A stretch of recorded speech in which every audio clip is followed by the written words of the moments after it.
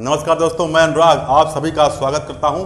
मित्रों, तमाम मित्र आप सभी के अनुरोध पर आज मैं यूजीसी नेट कैसे क्वालिफाई करें और कैसे हम इस प्रकार से तैयारी आज कर लें कि नेट तो हम पास ही हो जाएं।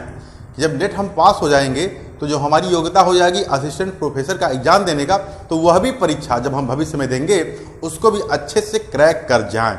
यानी आज जो हम मेहनत करेंगे, आज जो हम नोट्स तैयार करेंगे, वही हमें आने वाले समय में भी पूरी तरह से लाभ प्रदान करेगा दोस्तों। तो आइए दोस्तों, मोटी मोटा समझते हैं कि अब जो नया पैटर्न हुआ है यूजीसी नेट का, उसमें 50 सवाल आपके एप्टीट्यूड के आएंगे और 100 सवाल आपके सब्जेक्ट के आएंगे। तो आज क्योंकि हम समाजशास्त्र विषय की चर्चा करेंगे, तो आज हम समाजशास्त्र के बारे में विशेष रूप से चर्चा करेंगे, कैसे हम समाजशास्त्र विषय से यूजीसी नेट क्वालिफाई करें। 100 सवाल यहाँ से आपके आएंगे, यानी 50 सवाल आपके बनेंगे एप्टीट्यूड के और 100 सवाल यहाँ से बनते हैं। तो दोस्तों, आज मैं कुछ सटीक रणनीति पर चर्चा करूंगा सोशियोलॉजी में कि अगर आप इनको ठीक तरीके से अच्छे से अभ्यास कर जाते हैं तो यह आपके लिए रामबाण होगा। और आज का मेहनत आपको भविष्य में भी आपको असिस्टेंट प्रोफेसर यदि आपका लक्ष्य होगा तो वह भी आपको बनवा देगा। मैं बता रहा हूं कि असिस्टेंट प्रोफेसर की तैयारी करना, असिस्टेंट प्रोफेसर बनना, सभी परीक्षाएं जितनी भी प्रतियोगी परीक्षाएं होती हैं उसमें सबसे आसान है। क्यों आसान है? यदि आपका अपने विषय पर जबरदस्त तरीके से, जोरदार तरीके से पकड़ है तो इसका जो परीक्षा का पैटर्न है, केवल एक दिन की परीक्षा है, उसके बाद इंटरव्यू है, 30 सवाल जीएस आते हैं, 70 सवाल जीएस आते हैं, जैसे उत्तर प्रदेश में होता है। अन्य स्टेट में भी ऐसे ही कुछ होता होगा। तो अगर आपका अपने विषय में बहुत अच्छे से तरीके से पकड़ हो जाए तो आपकी यह एक फ्री की नौकरी है। मतलब आप अपना विषय में चढ़ा दीजिए, अच्छी से नौकरी पा जाइए, फिर आपका मन कहे तो आप सिविल सर्विस की तैयारी करते रहिए। तो आइए दोस्तों, समाजशास्त्र पर चर्चा करते हैं। दोस्तों, समाजशास्त्र यूजीसी नेट जेआरएफ समाजशास्त्र में कुल 10 यूनिट हैं। यूनिट 1 समाजशास्त्रीय सिद्धांत का है दोस्तों। यूनिट 2 शोध प्रविधियां और विधियां हैं।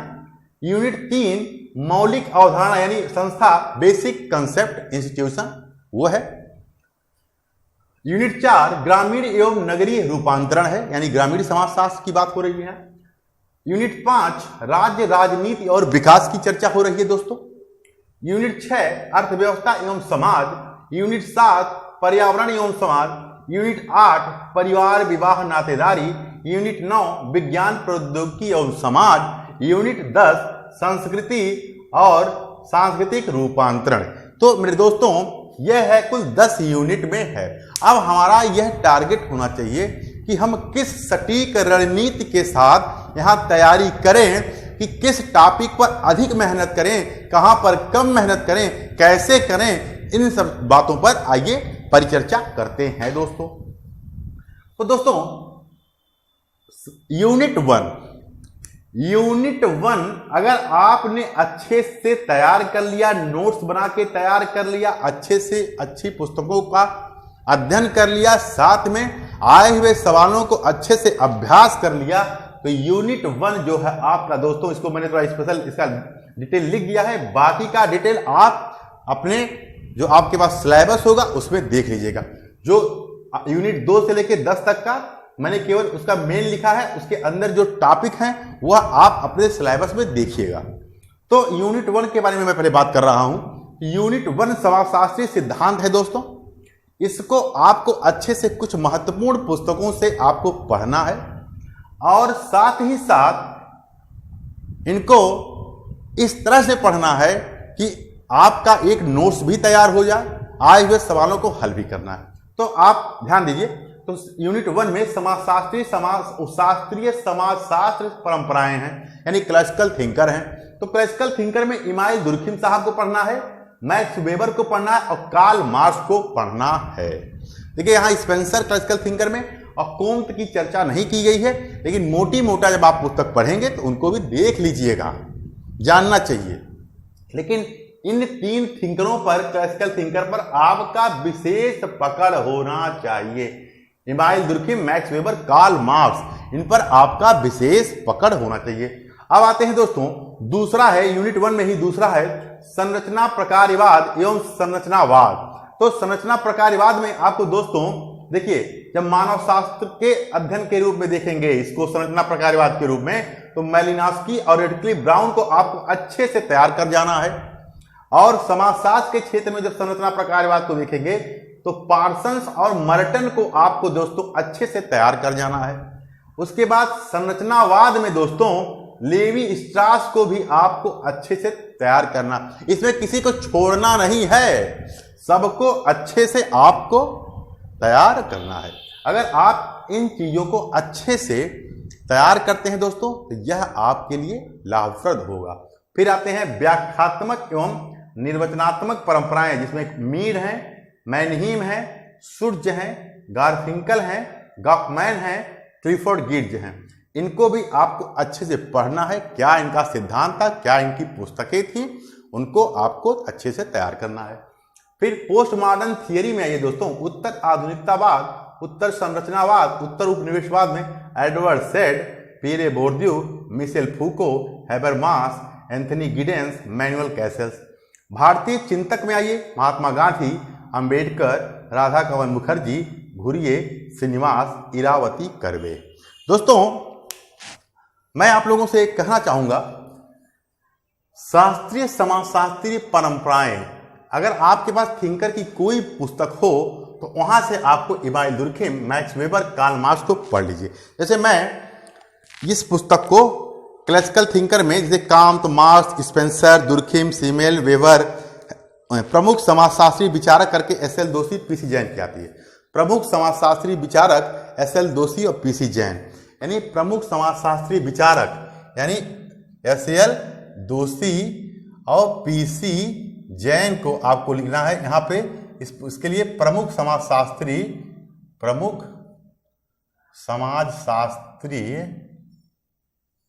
विचारक यहां से आपको तैयार करना। यदि आपके पास थिंकर की अन्य कोई और पुस्तक हो तो आप उससे भी इसको पढ़ सकते हैं, कोई दिक्कत जरूरी नहीं है कि आप यही पुस्तक रखें, अगर आपके पास कोई पुस्तक हो। अब आए संरचना प्रकार्यवाद एवं संरचनावाद, Malinowski, Radcliffe Brown, Parsons, Merton, Claude Levi Strauss, ये है। और व्याख्यात्मक एवं निर्वचनात्मक परंपराएं, ये है। तो दोस्तों एक पुस्तक है उच्चतर समाजशास्त्रीय सिद्धांत। देखिए उच्चतर समाजशास्त्रीय सिद्धांत, यह पुस्तक आपके पास होनी चाहिए, क्योंकि यहां से आपके बहुत सारे टॉपिक कवर हो जाएंगे। उच्चतर समाजशास्त्रीय सिद्धांत, देखिए यहां लिखा है एस.एल. दोषी, एम.एस. त्रिवेदी, इस पुस्तक को यहां से पढ़ना है, यानी उच्चतर समाजशास्त्रीय सिद्धांत एस.एल. दोषी, एम.एस. त्रिवेदी, इसको पढ़ लेना है, आपको अच्छे से तैयार करना है। अब आइए पोस्ट मॉडर्न थियरी के लिए दोस्तों, इस टॉपिक के लिए आधुनिक समाजशास्त्री विचारक, देखिए आधुनिक समाजशास्त्री विचारक एस.एल. दोषी, देखिए इस हरी वाली पुस्तक, ये आपको अनिवार्य है, होनी चाहिए। यानी दोस्तों यह पुस्तक दोनों पुस्तक आपके पास अनिवार्य है, होनी चाहिए, क्योंकि इन दोनों पुस्तक से आप काफी कुछ कवर करेंगे। यह हर समाजशास्त्र के विद्यार्थी के पास ये दोनों पुस्तक होनी चाहिए। ठीक है दोस्तों, इसको आप कवर करेंगे अच्छे से। ठीक है, यानी अब भारतीय चिंतक और गांधी, अंबेडकर, जो इनके बारे में डिटेल है, एक पुस्तक आती है भारतीय समाजशास्त्री चिंतन, बी.के. नांगला। आप इस पुस्तक को ले भी सकते हैं, नहीं भी ले सकते हैं, क्योंकि इस टॉपिक को आप, एक पुस्तक आती है समाजशास्त्री चिंतक एवं सिद्धांत का, यह पुस्तक हर समाजशास्त्र के विद्यार्थी के पास होनी चाहिए, यह पुस्तक। ठीक है दोस्तों, तो इसको ये जो टॉपिक है भारतीय सामाजिक चिंतक वाला, इसको आप यहां देखिए, यहां से पूरा कवर हो जाएगा। मतलब ये इसमें आप, मैं कह रहा हूं, ये पुस्तक जो है ये, इसमें सबके बारे में बहुत डिटेल भी दिया हुआ है और कहीं कहीं थोड़ा भी दिया हुआ है। तो कहने का तात्पर्य, आप अगर यह पुस्तक रखते हैं तो आपका काफी कुछ कवर हो जाएगा। क्यों? इसमें हर थिंकर, हर विचारक के कंसेप्ट को बताया गया है, उनकी कौन सी पुस्तक है, कहाँ वो अध्ययन किए हैं, सब कुछ इसमें डिटेल तरीके से समझाया गया है। तो यह पुस्तक आपके पास होनी चाहिए, यानी ये 3 पुस्तक हर हालत में आपके पास होनी चाहिए। यानी उच्चतर समाजशास्त्री सिद्धांत, ये हो गया एम.एस. त्रिवेदी, आधुनिक समाजशास्त्री विचारक एस.एल. दोषी और समाजशास्त्री चिंतक सिद्धांत का हरिकृष्ण रावत, इतना आपके पास होना चाहिए। ठीक है, यानी पहला यूनिट आप इन पुस्तकों से कवर करेंगे। ठीक है दोस्तों, अब आते हैं यूनिट नंबर 2, शोध प्रविधियां एवं विधियां।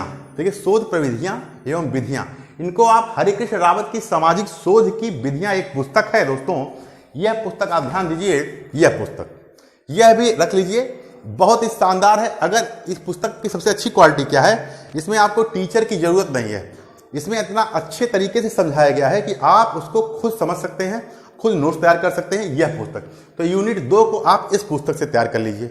सामाजिक शोध की विधियां हरिकृष्ण रावत की पुस्तक है, इस यूनिट 2 को इससे आपको तैयार कर लेना है। ठीक है दोस्तों। अब यूनिट 3 मौलिक अवधारणा एवं संस्था, तो बेसिक कंसेप्ट जो है, या तो आप जेपी सिंह की पुस्तक रखिए, मैं उसको रिकमेंड करता हूं, या तो जेपी सिंह की पुस्तक रखिए। अब जेपी सिंह की पुस्तक जब आप रखेंगे तो यूनिट 3 भी आपका तैयार हो जाएगा, यूनिट 5 भी तैयार हो जाएगा, यूनिट 8 भी तैयार हो जाएगा, यूनिट 9 भी तैयार हो जाएगा। यानी यूनिट 3, 5 और 6, यूनिट 6 यानी 3, 5, 6, 8 और 9, यह जो है टॉपिक, यह या तो आप जेपी सिंह साहब की सर की ले लीजिए किताब, जेपी सिंह की, या ए.के. तिवारी सर की किताब जो समाजशास्त्र 2 भाग में आती है, यह समाजशास्त्र 2 भाग में आती है, 2 भाग में समाजशास्त्र आती है, ए.के. तिवारी सर की, इनकी ले लीजिए। इन दोनों में से कोई एक, लेकिन मैं कहूँगा यदि आप कंपटीशन की तैयारी कर रहे हैं दोस्तों, तो कोई भी पीजीटी की परीक्षा, स्टेट गवर्नमेंट डिग्री कॉलेज की परीक्षा, तो यह किताब समाजशास्त्र की ए.के. तिवारी सर की आपके पास होनी चाहिए, क्योंकि यह बहुत ही शानदार है। इसमें इतना अधिक कलेक्शन किया गया है कि आपको इस पुस्तक से काफ़ी लाभ होगा। तो यह अगर जेपी सिंह की किताब नहीं भी पढ़ते हैं तो यह किताब दोनों आपके पास होनी चाहिए। इससे आपके बेसिक कंसेप्ट और तीसरा, 5वां, 6वां, 8वां, 9वां यूनिट भी कवर हो जाएगा इस दोनों पुस्तक से। तो दोस्तों ठीक है, इनको आप अपने पास ले आइए। अब मेरे दोस्तों, एक समाजशास्त्र के विद्यार्थी होने के नाते हर समाजशास्त्र के विद्यार्थी के पास यह एक उच्चतर समाजशास्त्र विश्वकोश भी होना चाहिए, यानी उच्चतर समाजशास्त्र विश्वकोश भी अनिवार्य है, ये अनिवार्य है एकदम, ये भी होना चाहिए आपके पास। ठीक है। अब मेरे दोस्तों आइए, यानी अब आप क्या होगा, तीसरा, 5वां, 6वां, 8वां, 9वां, यानी दूसरा आपका हरिकृष्ण रावत की पुस्तक आपको ले आना है, और तीसरा, 5वां, 6वां, 8वां, 9वां जो यूनिट है दोस्तों, वो जेपी सिंह की पुस्तक हो या ए.के. तिवारी सर की, मैं तो कहूँगा ए.के. तिवारी सर की, दोनों आप ले लीजिए। इससे आपका बहुत कुछ लाभ हो जाएगा, क्योंकि उसमें क्वेश्चन बैंक भी है, कुछ सवाल उसमें गलत है, उसको आप पढ़ेंगे तो सुधार कर सकते हैं। ठीक है। अब बचा ये ग्रामीण एवं नगरीय समाजशास्त्र का टॉपिक, ये बच रहा है, और एक बच रहा है पर्यावरण समाजशास्त्र, और एक बच रहा है सांस्कृतिक एवं सांकेतिक रूपांतरण। ये जो 3 टॉपिक है दोस्तों, चौथा, 7वां और 10वां, चौथा, 7वां और 10वां टॉपिक जो दोस्तों, चौथा, 7वां और 10वां टॉपिक जो दोस्तों, उसके लिए आपको किसी पुस्तक के सहारा नहीं लेना है। अब उसके लिए उस पुस्तक का सहारा लेना है। जैसे मार्केट में यूजीसी नेट के लिए हर विषय की अपनी एक गाइड आती है, तो समाजशास्त्र की अरिहंत की भी गाइड आती है। तो मार्केट में अगर जो नए सिलेबस के अनुसार अरिहंत की गाइड आ गई हो तो उसको आपको ले लेना है, या किसी अन्य प्रकाशन की आ गई हो, आप देखेंगे उसको, जो आपको अच्छी लगे वह गाइड आप जरूर रखिए। यूजीसी नेट के लिए ये गाइड, ये भी अनिवार्य है। तो मैं कहने का तात्पर्य है, पहला, दूसरा और तीसरा यूनिट तो आप अपनी पुस्तक से कवर करेंगे, लेकिन अन्य जो यूनिट हैं, अगर जैसे मैंने बताया कि ए.के. तिवारी या जेपी सिंह से तीसरा, 5वां, 6वां, 8वां, 9वां यूनिट कवर हो जाएगा, लेकिन इनको आप उस गाइड से भी सहारा ले सकते हैं। ठीक है। केवल पहला यूनिट, दूसरा, तीसरा जो मैंने पुस्तक बताया उनसे सहारा लीजिए, बाकी उस अरिहंत गाइड हो या कोई अन्य प्रकाशन का गाइड हो, वहां से भी सहारा ले सकते हैं। तो मोटी मोटा ये हुआ, इतनी पुस्तक आपको चाहिए। अब क्या चाहिए आपको, यानी पुस्तक में मैंने क्या बताया, थिंकर के लिए अगर इन थिंकर को आप प्रमुख समाजशास्त्री विचारक एस.एल. जोशी, पी.सी. जैन की पुस्तक नहीं भी लेते हैं तो आपका समाजशास्त्री चिंतक एवं सिद्धांतकार हरिकृष्ण रावत से ही काम हो जाएगा। मतलब इसमें थिंकर के बारे में भी डिटेल मिलेगा आपको, क्लासिकल थिंकर आप इसमें अच्छे से कवर कर सकते हैं इसको। अब मेरे दोस्तों, आपको पुस्तक कौन कौन चाहिए, हरिकृष्ण रावत की सामाजिक शोध की विधियां अनिवार्य है, बहुत अच्छी किताब है, इसको आप जरूर रखिए मेरे दोस्तों। उसके बाद उत्तर समाजशास्त्री सिद्धांत एस.एल. जोशी, एम.एस. त्रिवेदी आपका अनिवार्य है। बी.के. नागला की पुस्तक कोई जरूरत नहीं है, क्योंकि वह आप समाजशास्त्री चिंतक एवं सिद्धांत का हरिकृष्ण रावत से काम चला सकते हैं। आधुनिक समाजशास्त्री विचारक पोस्ट मॉडर्न थियरी के लिए एस.एल. जोशी की यह पुस्तक बहुत अनिवार्य है। ठीक है, एक गाइड होनी चाहिए, ओल्ड पेपर होना चाहिए, विश्वकोश होना चाहिए। या तो जेपी सिंह की पुस्तक रखिए, अगर जेपी सिंह की नहीं खरीद पाते हैं तो ए.के. तिवारी की सस्ती किताब है समाजशास्त्र फर्स्ट समाजशास्त्र सेकंड, 2 भाग में आती है, इसको जरूर लीजिए। अब मैं आता हूं दोस्तों परीक्षा कैसे क्रैक करें। तो दोस्तों अगर आप unit 1, unit 2, unit 3, unit 1, unit 2, unit 3 को अच्छे से तैयार कर लेते हैं, चबा चबा के तैयार करते हैं दोस्तों, कहने का तात्पर्य है आप उसको पढ़ते हैं, आए हुए सवाल को हल करते हैं, और आए हुए सवाल को हल करने का मतलब यहाँ पे है कि चारों ऑप्शन को अच्छे से पढ़ना है, कोरिलेट करना है, और व्याख्या उनका इस तरह से बनाना है। अगर आपको कोई पुस्तक मिल जाए जिससे बढ़िया व्याख्या दिया हो तो ठीक है, नहीं तो खुद आपको किताब से खोज के अपने नोट्स तैयार करने हैं। अगर आप आज यह मेहनत कर जाएंगे तो आने वाले समय में वह नोट्स आपके लिए मील का पत्थर साबित होगा और आपको काफी मदद पहुंचाएगा। वही नोट्स आपका, वही आपको आने वाले भविष्य में प्रोफेसर भी बनाएगा।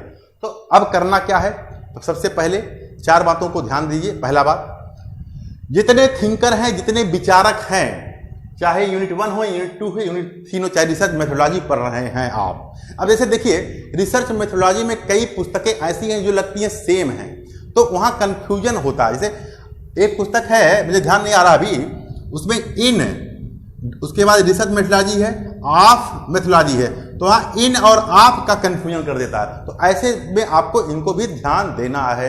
रही बात, तो क्या मैंने कहा, सबसे पहले आपको जितने थिंकर हैं, विचारक हैं, उनका जो पुस्तक है उसको एक कॉपी में नोट्स कर लीजिए, 4, 5, 6, 7 पेज, जितने पेज में हो जाए। कुल 100 पुस्तक होंगे इंपॉर्टेंट, जो आपके लिए महत्वपूर्ण होंगे। आए हुए जितने सवाल हैं, जो पुस्तक दिया हुआ है वो तो आप नोट करेंगे ही, कुछ और इंपॉर्टेंट अपने हिसाब से बनाएंगे, ठीक है, कोरिलेट करके। मान लीजिए ऐसी दुबे कई किताबें हैं, 2 किताबें पूछी हुई हैं, तो तीसरा कोई आपको लगेगा जो उसके आसपास होगा तो उसको आप बना लीजिएगा, ठीक है। इस प्रकार से सारी पुस्तक एक जगह हो, एक जगह जितने विचारक थिंकर हैं सबके कंसेप्ट एक जगह होने चाहिए। जितने विचारक हैं, थिंकर हैं, उनकी जो अवधारणा है उनको एक जगह लिख लीजिए। डिटेल नहीं लिखना है कि इन्होंने कौन सा कंसेप्ट दिया, सब उसको नोट कर लीजिए एक जगह, और उसको आपको बार बार रिवीजन करिए। ऐसा करने से आपके 10 से 15 सवाल आपके ऐसे सही हो रहे हैं। अब मैं बता रहा हूं दोस्तों, अगर यूनिट 1, यूनिट 2, यूनिट 3 आप तैयार कर रहे हैं, अच्छे से तैयार कर लेंगे तो आपका जेआरएफ होगा। अगर यूनिट 1, यूनिट 2, यूनिट 3 आप अच्छे से तैयार करते हैं तो आपका जेआरएफ होगा। बाकी जो पोर्शन है, जैसे परिवार की नातेदारी, इनको बस आपको अच्छे से पढ़ जाना है, आए हुए सवालों को हल कर जाना है, बाकी आपका सब कुछ सही होगा।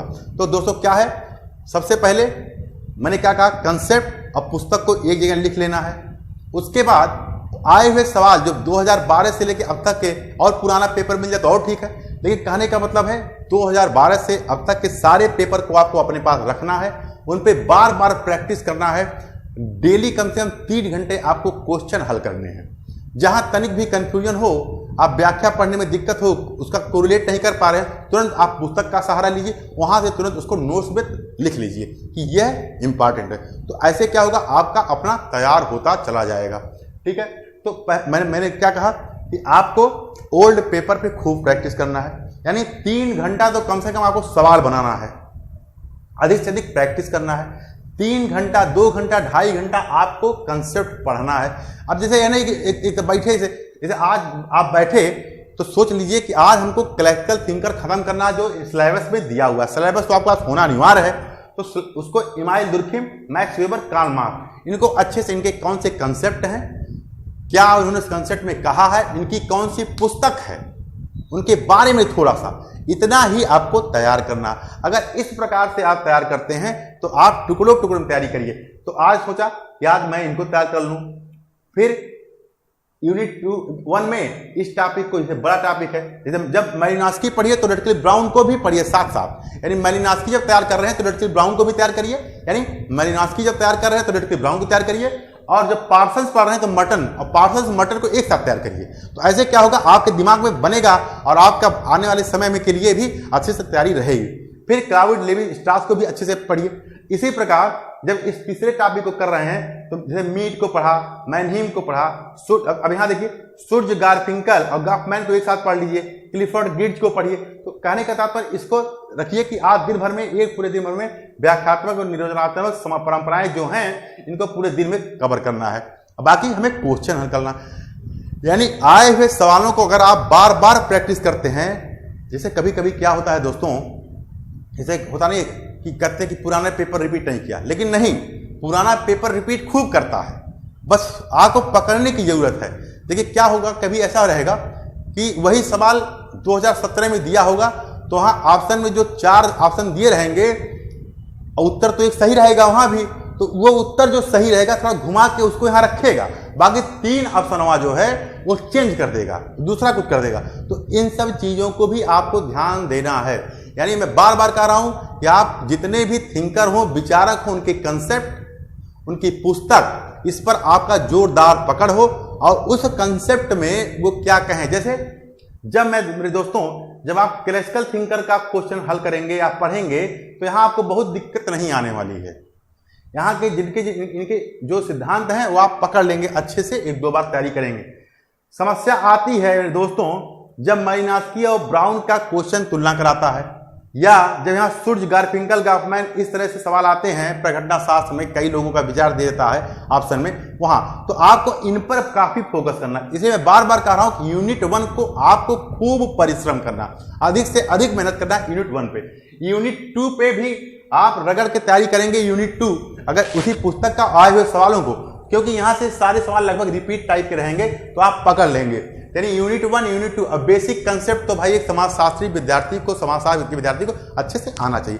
तो यानी मैं बार बार कह रहा हूं यूनिट 1, यूनिट 2, यूनिट 3 यह आपके मुट्ठी में होना चाहिए, आपके दिमाग में, आपके मुट्ठी में होना चाहिए। यूनिट 1, यूनिट 2, यूनिट 3, बाकी पे आपको जो मैंने बताया है उन किताबों से आप सहारा ले सकते हैं, या एक गाइड आपके पास होनी चाहिए, वहां से सहारा ले सकते हैं। तो बार बार कह रहा हूं कि अधिक से अधिक सवाल बनाइए दोस्तों, और जितना पुस्तक बताए हैं उतना ही पुस्तक पढ़ने का प्रयास करिए। अब इससे अधिक आपको पढ़ने की जरूरत नहीं है, इतना अगर आप करते हैं। और हाँ, रही बात, अब मैंने इतना आपको बताया, क्या बताया कि इन पुस्तकों को लेना है, कौन कौन से यूनिट को अच्छे से तैयार करना है, कैसे तैयार करना है, यह भी बताया। अब मेरे दोस्तों आप कम से कम 10 दिन मेरे दोस्तों, 10 दिन 15 दिन इस पर काम करिए। मतलब मेरे दोस्तों 10 दिन 15 दिन तो काम करिए इस पर।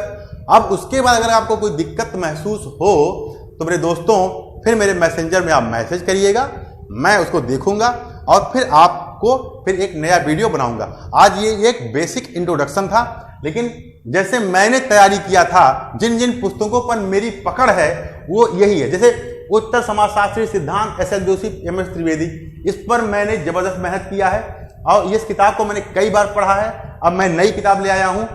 और उसके बाद समाजशास्त्री चिंतक एवं सिद्धांतकार हरिकृष्ण रावत, ये जो हरी वाली पुस्तक है मेरे दोस्तों, ये देखिए बहुत पुरानी है, 2006 में मैंने खरीदा था और इस किताब को मैंने काफी मेहनत करके पढ़ा है। इसको देखिए रंग रंग के मैंने पढ़ा है, कलर करके पढ़ा है उस पुस्तक को। ये देखिए, तो इसको मैंने बहुत मेहनत किया है इस पुस्तक पर। अगर यही पुस्तक अच्छे से तैयार कर जाइए तो समाजशास्त्र में बहुत कुछ आपको आ जाएगा। ये बहुत ही अच्छी पुस्तक है।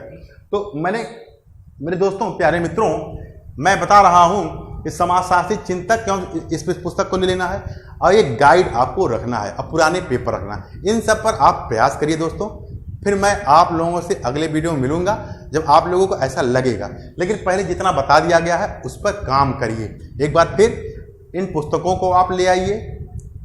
यूनिट 1, यूनिट 2, यूनिट 3 पर खूब परिश्रम करिए, आए हुए सवालों को खूब में लगाइए, खूब प्रैक्टिस करिए और कोरिलेशन, मतलब कोरिलेट करिए सवालों को कि मतलब ये ऑप्शन है, इसका उत्तर होता तो ये क्या होता।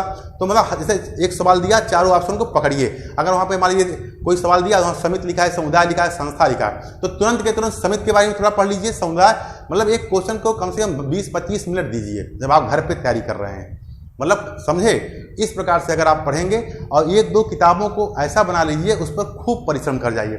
जैसे आधुनिक समाजशास्त्री विचारक एस.एल. दोषी, इस पुस्तक को कम से कम मैंने कई बार पढ़ा है, तो इसे पोस्ट इंडस्ट्रियल सोसाइटी के सारे सवाल मेरे दिमाग में रहते हैं। तो आपको भी ऐसे इन 4-5 जो पुस्तकें हैं, एथेंटिक पुस्तकें हैं, उन पर काफ़ी मेहनत करने की ज़रूरत है। इतना करिए, आए हुए सवालों को बनाइए, फिर आपका नेट भी होगा, JRF भी होगा और आप असिस्टेंट प्रोफेसर बनेंगे। ठीक है दोस्तों, अगले वीडियो में मिलते हैं, तब तक के लिए नमस्कार।